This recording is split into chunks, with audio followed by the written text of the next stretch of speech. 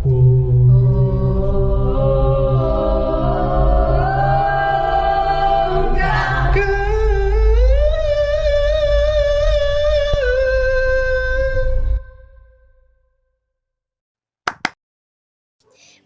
araw mga kasama, ako pala si Labnay Gatonen, ang magbibigay araw sa inyo tungkol sa topika na Culture and Society o kung sa Tagalog, Kultura at Lipunan.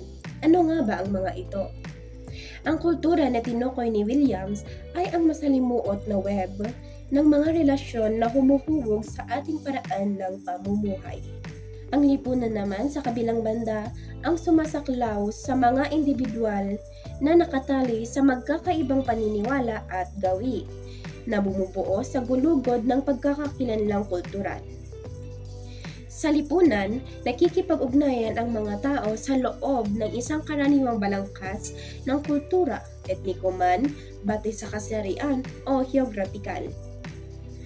Ang dalawang ito ay nakaka-impluwensya sa wika, teknolohiya, at mga pamantayang panlipunan na humuhubog sa kung paano nakikita ng mga individual ang kanilang sarili at sumusunod sa mga pamantayan ng lipunan.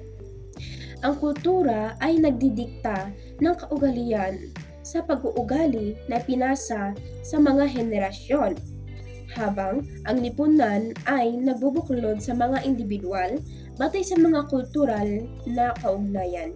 Magkasama, lumikha sila ng isang mayamang tapiserya ng magkakaibang mga kaugalian at tradisyon. Yan lamang sa ngayon.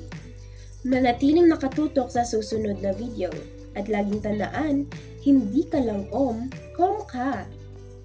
See you next time!